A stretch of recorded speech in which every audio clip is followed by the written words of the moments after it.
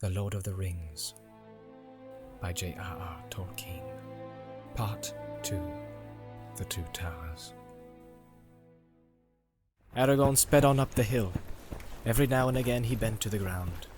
Hobbits go light, and their footprints are not easy even for a ranger to read. But not far from the top a spring crossed the path, and in the wet earth he saw what he was seeking.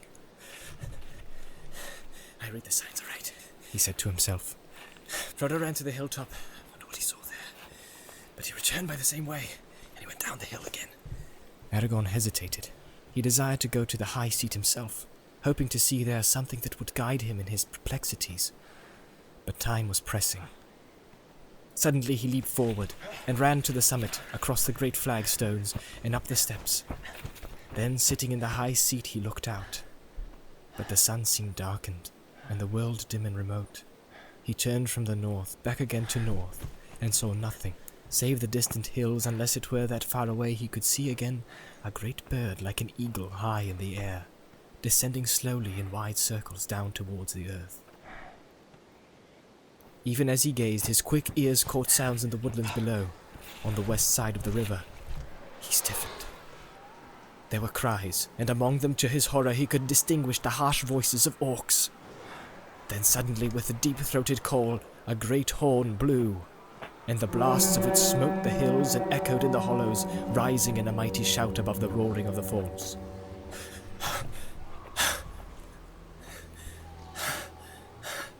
The horn of Boromir! He cried. He is in need! He sprang down the steps and away, leaping down the path.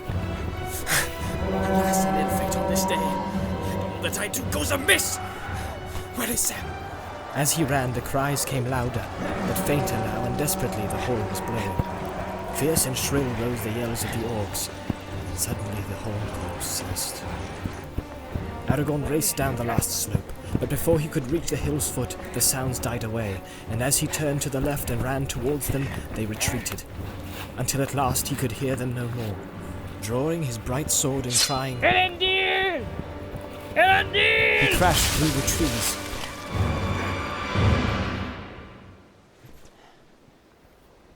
A mile, maybe, from Parthgarlen, in a little glade not far from the lake, he found Boromir.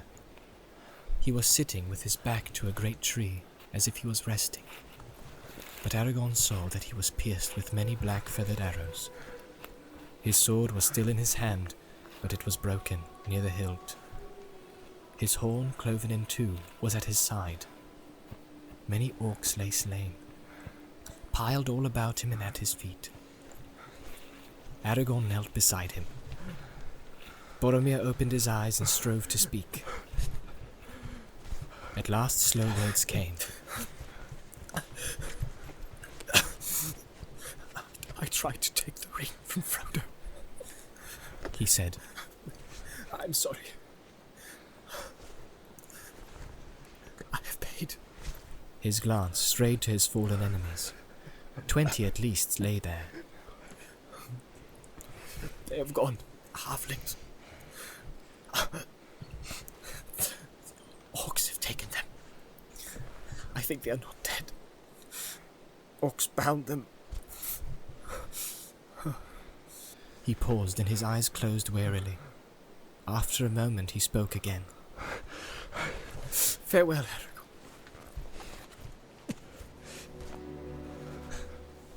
Go to Minas Tirith and save my people. I have failed. No, said Aragorn, taking his hand and kissing his brow. You have conquered. Few have gained such a victory. Be at peace. Minas Tirith shall not fall.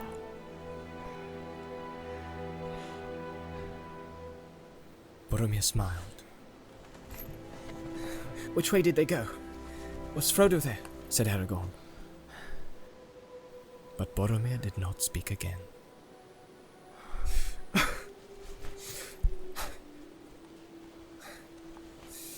Alas, said Aragorn. Thus passes the heir of Denethor, Lord of the Tower of God. This is a bitter end. Now the company is all in ruin. It is I that have failed. Vain was Gandalf's trust in me. What shall I do now? Boromir has laid it on me to go to Minas Tirith, and my heart desires it. But where are the ring and the bearer? How shall I find them and save the quest from disaster? He knelt for a while, bent with weeping, still clasping Boromir's hand. So it was that Legolas and Gimli found him. They came from the western slopes of the hill, silently, creeping through the trees as if they were hunting. Gimli had his axe in hand, and Legolas his long knife. All his arrows were spent. When they came into the glade, they halted in amazement, and then they stood a moment with heads bowed in grief. For it seemed to them plain what had happened. Alas! Said Legolas, coming to Aragorn's side. We have hunted and slain many orcs in the woods, but we should have been of more use here. We came when we heard the horn, but too late it seems. I fear you have taken deadly hurt. Boromir is dead, answered Aragorn wearily. Before he died, Boromir told me that the orcs had bound them. He did not think that they were dead. I sent him to follow Merry and Pippin, but I did not ask him if Frodo and Sam were with him. Not until it was too late. All that I have done today has gone amiss. What is to be done now? First we must tend the fallen, said Legolas. We cannot leave them lying like carrion among these foul orcs. But we must be swift, said Gimli. You would not wish us to linger. We must follow the orcs. There is hope that any of our company are living prisoners. But we do not know whether the ring bearer is with them or not, said Aragorn. Are we to abandon him? Must we not seek him first? An evil choice is now before us. Then let us do first what we must do, said Legolas. We have not the time or the tools to bury our comrade fitly, or to raise a mound over him, a cairn we might build. The labor would be hard and long. There are no stones that we could use nearer than the waterside, said Gimli. Then let us lay him in a boat with his weapons, and the weapons of his vanquished foes, said Aragorn. We will send him to the falls of Rauros, and give him to Anduin. The river of Gondor will take care at least that no evil creature dishonors his bones. Quickly they searched the bodies of the orcs, gathering their swords and cloven helms and shields into a heap. See! Cried Aragorn. Here we find tokens. He picked out from the pile of grim weapons 2 knives, leaf-bladed, damasked in gold and red, and searching further he found also the sheaths, black, set with small green gems. No orc tools are these, he said. They were borne by the hobbits. Doubtless these orcs despoiled them, but feared to keep the knives, knowing them what they are. Work of Westerness, wound about with spells of the Bane of Mordor. Well, now if they still live, our friends are weaponless. I will take these things, hoping against hope, to give them back. And I, said Legolas, will take all the arrows that I can find, for my quiver is empty. He searched in the pile and on the ground about, and found not a few that were undamaged, and longer in the shaft than such arrows as the orcs were accustomed to use. He looked at them closely, and Aragorn looked on the slain, and he said, Here lie many that are not folk of Mordor. Some are from the north, from the misty mountains, if I know anything of orcs and their kinds. And here are others strange to me. Their gear is not after the manner of orcs at all. There were 4 goblin soldiers of greater stature, swart, slant-eyed, with thick legs and large hands. They were armed with short, broad-bladed swords, not with the curved scimitars usual with orcs, and they had bows of yew, in length and shape like the bows of men. Upon their shields they bore a strange device, a small white hand in the center of a black field. On the front of their iron helms was set an S rune, wrought of some white metal. I have not seen these tokens before, said Aragorn. What do they mean? S is for Sauron, said Gimli. that is easy to read. Nay, said Legolas. Sauron does not use the elf runes. Neither does he use his right name nor permit it to be spelt or spoken, said Aragorn. And he does not use white. The orcs in the service of Barad-dûr use the sign of the red eye. He stood for a moment and thought.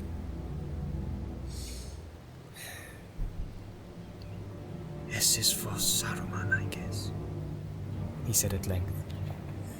There is evil afoot in Isengard, and the west is no longer safe. It is as Gandalf feared. By some means the traitor Saruman has had news of our journey. It is likely, too, that he knows of Gandalf's fall. Pursuers from Moria may have escaped the vigilance of Lorien, or they may have avoided that land and come to Isengard by other paths. Orcs travel fast, but Saruman has many ways of learning news. Do you remember the birds? Well, we have no time to ponder riddles, said Gimli. Let us bear Boromir away. But after that we must guess the riddles, if we are to choose our course rightly, answered Aragorn. Maybe there is no right choice. Taking his axe, the dwarf now cut several branches. These they lashed together with bowstrings, and spread their cloaks upon the frame.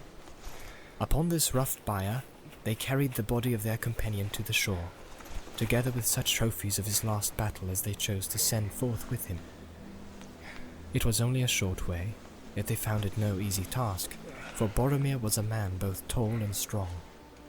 At the waterside, Aragorn remained, watching the bier, while Legolas and Gimli hastened back on foot to Path Garland. It was a mile or more, and it was some time before they came back, paddling 2 boats swiftly along the shore. There is a strange tale to tell, said Legolas. There are only 2 boats upon the bank. We could find no trace of the other. Have orcs been here? Asked Aragorn. We saw no signs of them, answered Gimli. And orcs would have taken or destroyed all the boats, and the baggage as well. I will look at the ground when we come there, said Aragorn. Now they laid Boromir in the middle of the boat that was to bear him away. The grey hood and elven cloak they folded and placed beneath his head. They combed his long dark hair and arrayed it upon his shoulders. The golden belt of Lorien gleamed about his waist. His helm they set beside him, and across his lap they laid the cloven horn and the hilts and shards of his sword. Beneath his feet they put the swords of his enemies. Then, fastening the prow to the stern of the other boat, they drew him out into the water. They rowed sadly along the shore, and turning into the swift-running channel they passed the green sward of Path Garland. The steep sides of Tol Brandir were glowing. It was now mid-afternoon. As they went south, the fume of Rauros rose and shimmered before them, a haze of gold.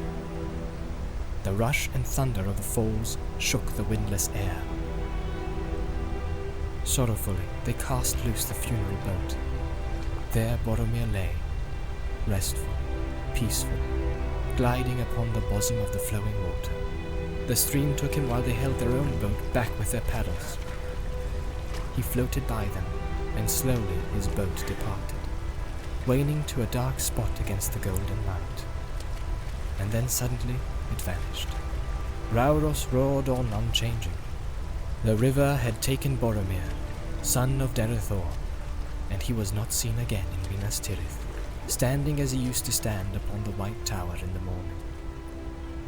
But in Gondor, in after days, it long was said that the elven boat rode the falls in the foaming pool, and bore him down through Osgiliath, and past the many mouths of Anduin, out into the great sea, at night, under the stars. For a while the 3 companions remained silent, gazing after him. Then Aragorn spoke. They will look to him from the White Tower, he said. But he will not return from mountain or from sea. Then slowly he began to sing. Through Rohan, over fen and field where the long grass grows, the west wind comes walking, and about the walls it goes. What news from the west, O wandering wind, do you bring to me tonight? Have you seen Boromir the tall, by moon or by starlight? I saw him ride over 7 streams, over waters wide and grey. I saw him walking in empty lands until he passed away. Into the shadows of the north I saw him then no more. The north wind may have heard the horn of the son of Denethor. O Boromir, from the high walls westward I looked afar, but you came not from the empty lands where no men are. Then Legolas sang. From the mouths of the sea the south wind flies, from the sand hills and the stones. The wailing of the gulls it bears, and the gate it moans. What news from the south, O sighing wind, do you bring to me at eve? Where now is Boromir the fair? He tarries, and I grieve. Ask not of me where he doth dwell, so many bones there lie. On the white shores and the dark shores under the stormy sky. So many have passed down Anduin to find the flowing sea. Ask the north wind news of them, the north wind sends to me. O Boromir, beyond the gate the seaward road runs south, but you came not with the wailing gulls from the grey sea's mouth. Then Aragorn sang again. From the gate of kings the north wind rides, and past the roaring falls. And clear and cold about the tower its loud horn calls. What news from the north, O mighty wind, do you bring to me today? What news of Boromir the bold? For he is long away. Beneath Amon Hen I heard his cry. There many foes he fought. His cloven shield, his broken sword, they to the water brought. His head so proud, his face so fair, his limbs they laid to rest. And Rauros, golden Rauros falls, bore him upon its breast. O Boromir, the tower of God shall ever northward gaze. To Rauros, golden Rauros falls until the end of days. So they ended. Then they turned their boat and drove it with all the speed they could against the stream back to Path Garni. You left the east wind to me, said Gimli, but I will say naught of it. That is as it should be, said Aragorn. In Minas Tirith they endure the east wind, But they do not ask it for tidings. But now Boromir has taken his road, and we must haste to choose our own.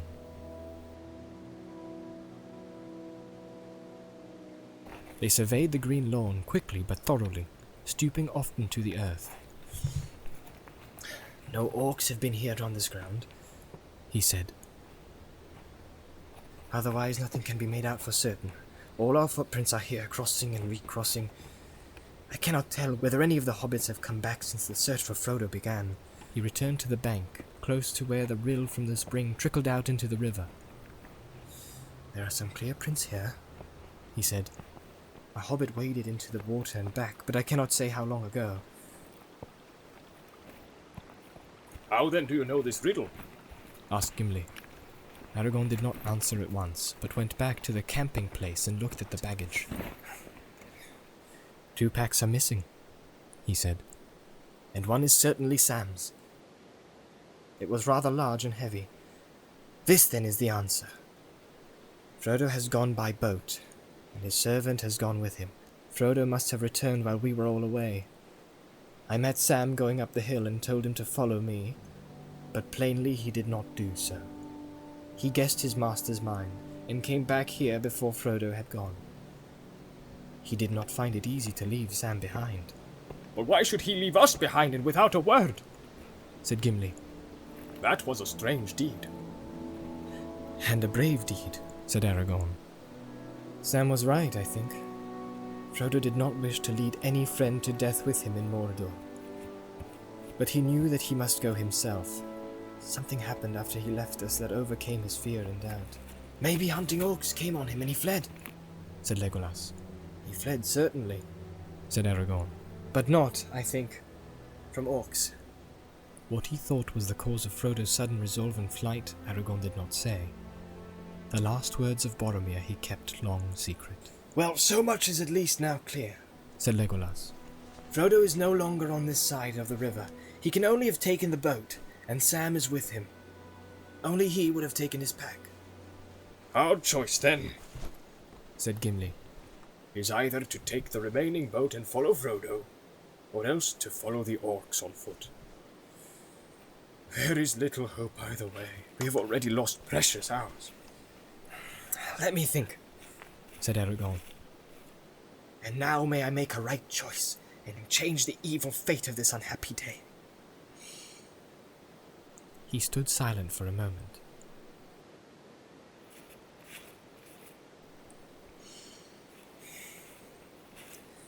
I will follow the orcs, he said at last. I would have guided Frodo to Mordor and gone with him to the end. But if I seek him now in the wilderness, I must abandon the captives to torment and death. My heart speaks clearly at last. The fate of the bearer is in my hands no longer. The company has played its part, yet we that remain cannot forsake our companions while we have strength left. Come! We will go now. Leave all that can be spared behind. We will press on by day and dark. They drew up the last boat and carried it to the trees. They laid it beneath such of their goods as they did not need, and could not carry away. Then they left Parth Galen. The afternoon was fading as they came back to the glade where Boromir had fallen. Then they picked up the trail of the orcs. It needed little skill to find. No other folk make such a trampling, said Legolas. It seems their delight to slash and beat down growing things that are not even in their way. But they go with a great speed for all that, said Aragorn. And they do not tire, and later we may have to search for our path in hard, bare lands. Well, after them! said Gimli. Dwarves too can go swiftly, and they do not tire sooner than orcs. But it will be a long chase, and they have a long start. Yes, said Aragorn. We shall all need the endurance of dwarves. But come!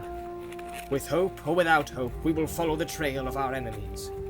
And woe to them if we prove the swifter. We will make such a chase that shall be accounted a marvel among the three kindreds, elves, dwarves, and men. Forth, the three hunters! Like a deer he sprang away. Through the trees he sped.